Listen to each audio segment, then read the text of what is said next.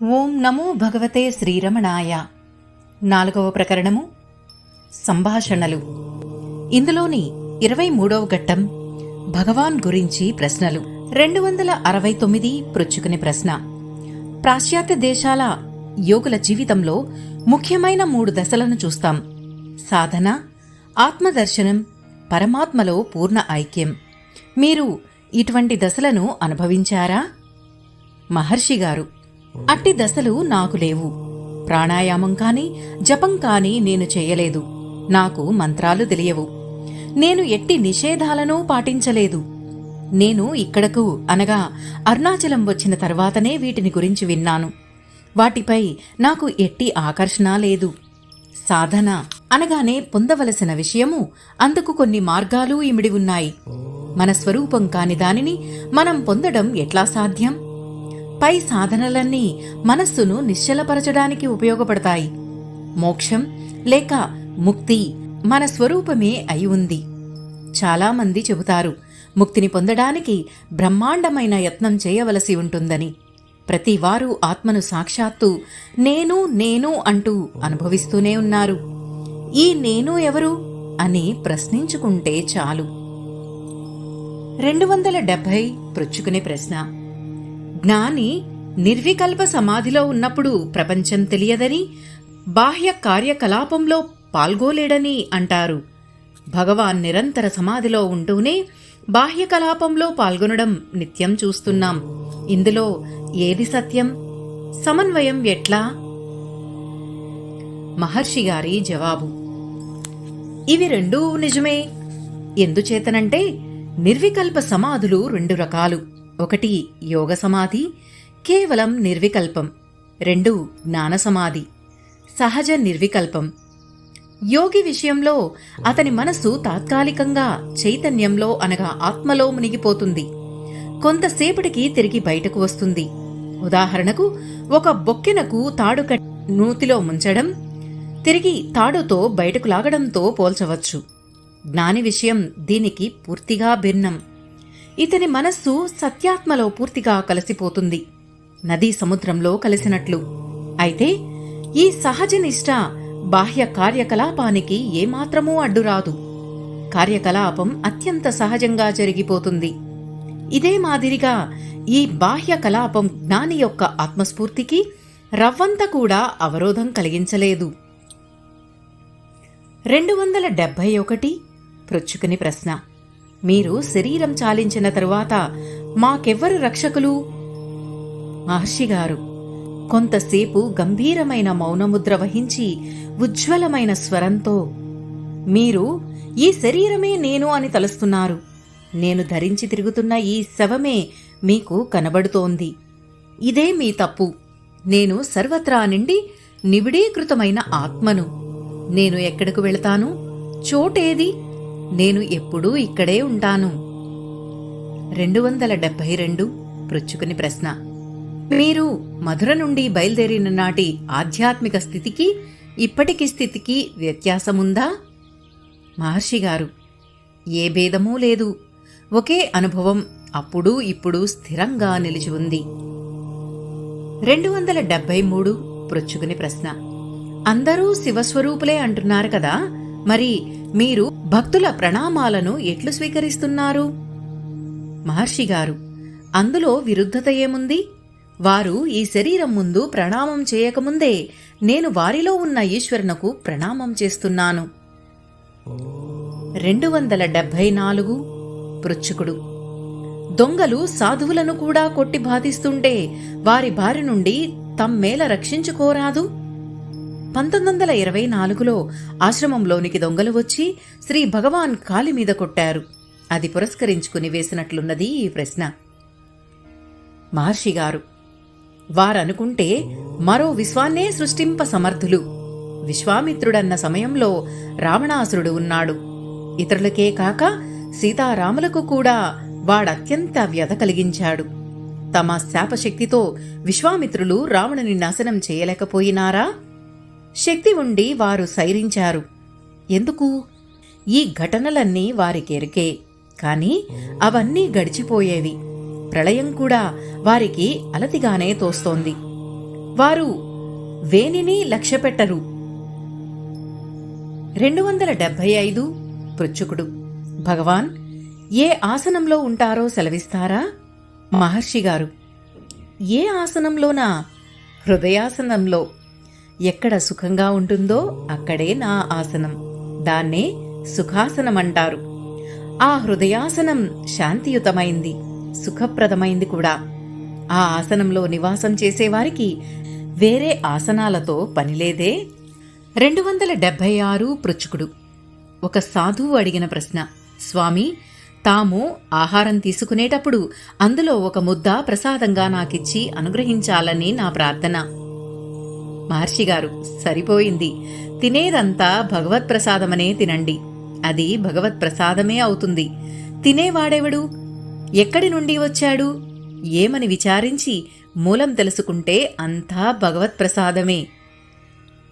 277 పృచ్ఛకుని ప్రశ్న. శ్రీ విష్ణుగారు: మమ్మల్ని రక్షించమని మిమ్మల్ని ఉద్దేశించి చేస్తున్న ప్రార్థనలన్నీ వ్యర్థమేనా? మీ సన్నిధికి రావడం, కూర్చోవడం నిరుపయోగమేనా? నాలాంటి గృహస్థులు ఆశతో శ్రమపడి ఇక్కడికి రావడంలో అర్థం లేదా?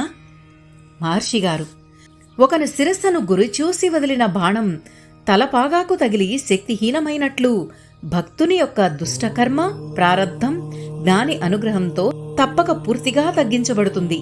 సందేహం లేదు. అయితే జ్ఞానికి సంకల్పాలు ఉండవు. కాని జ్ఞాని యొక్క ఉనికి లేక సన్నిధి మహాశక్తివంతమైంది.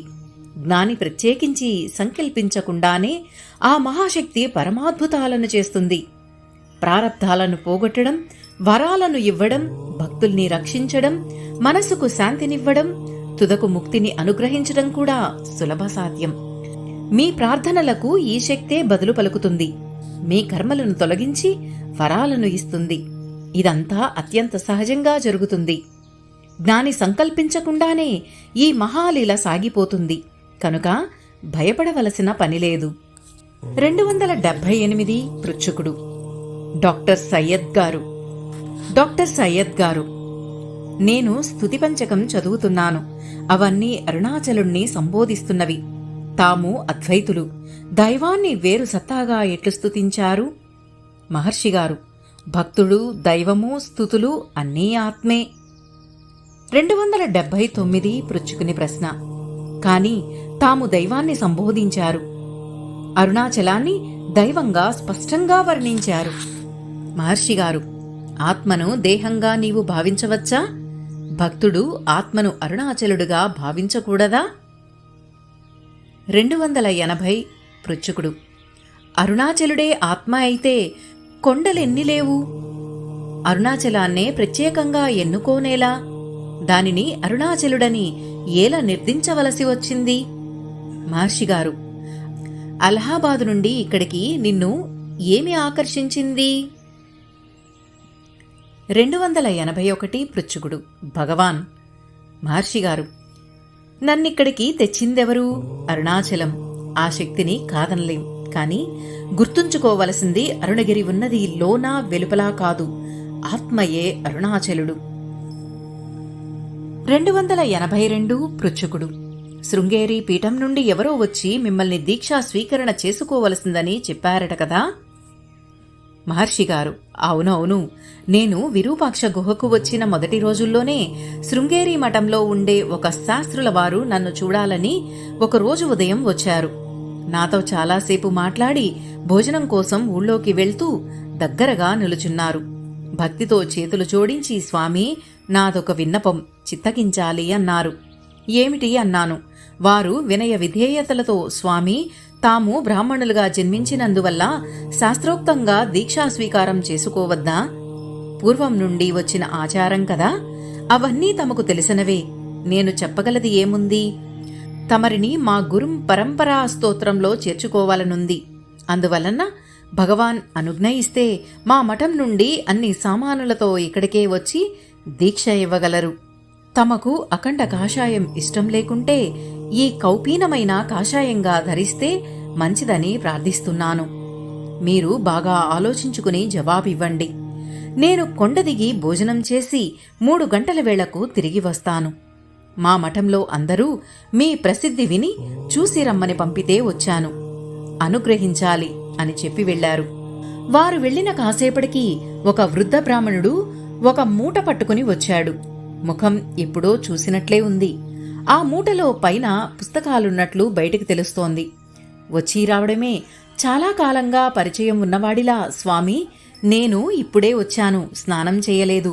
ఈ మూట చూసేవారెవరూ లేరు, కొంచెం చూసుకో అని చెప్పి వెళ్లాడు. వారలా వెళ్లగానే ఎందుకో మూట విప్పి పుస్తకాలు చూడాలన్న బుద్ధి పుట్టింది. మూట విప్పుగానే అరుణాచల మహత్యం అన్న సంస్కృత అక్షరాలున్న గ్రంథం నా కంటపడింది. ఈ గ్రంథం సంస్కృతంలో కూడా ఉన్నదన్న సంగతి నాకు లోగడ తెలియదు. అందువల్ల ఆశ్చర్యంగా ఆ పుస్తకం తెరిస్తే ముందు ఈశ్వర వాక్కుగా కల స్థల విశేషాన్ని గురించి చెప్పిన ఈ శ్లోకం కంటపడింది. యోజనత్రయ మాత్రేస్మిన్ క్షేత్రే నివసతాం నృణాం దీక్షాదికం వినాశ్యస్తు మత్స్యాయుగ్నం మమాగ్నయా. భావం: ఈ స్థలానికి అనగా అరుణగిరికి 3 యోజనముల నివసించే వారికి ఆచరించదగిన దీక్షాదులేమీ లేకున్నప్పటికీ పాశరహితమైన నా సాయుధ్యం సిద్ధము. అరుణాచల మహత్యం పూర్వార్ధం అధ్యాయం 4 శ్లోకం 25లో ఉంది. ఈ శ్లోకం చూడగానే సరి, శాస్త్రాలు వారికి చెప్పేందుకు ఇది సరైన సమాధానంగా దొరికిందని వెంటనే ఆ ఒక్కటి కాపీ చేసుకుని ఆ వృద్ధ బ్రాహ్మణుడు ఎక్కడ రాబోతోడానని యథాప్రకారం మూటకట్టి పెట్టాను. సాయంత్రం శాస్త్రుల వారు రాగానే ఈ శ్లోకం చూపాను. వారన్నీ చదివిన వారే కనుక మారు మాట్లాడక వెళ్లిపోయి నృసింహ భారతుల వారికి ఈ విషయమంతా చెప్పారట. వారెంతో నొచ్చుకుని ఇక చాలును, ఈ ప్రయత్నం విరమించండి అని అన్నారట. ఆ మూట పెట్టిన వృద్ధ బ్రాహ్మణుడు తిరిగి రాలేదు. దాని అర్థం ఈశ్వరుడే ఆ రూపంలో వచ్చి బిడ్డ అయిన శ్రీరమణులను ఆదుకొన్నారనటలో అతిశయోక్తి లేదు. 283 పృచ్ఛకుడు: భగవాన్, దేశమంతా తిరుగుతూ ఎందుకు బోధించరు? మహర్షిగారు: నేను చేయడం లేదని నీకెలా తెలుసు? బోధించటమంటే వేదికనెక్కి వేలాది ప్రజలను ఉద్దేశించి ఉపన్యసించడమా?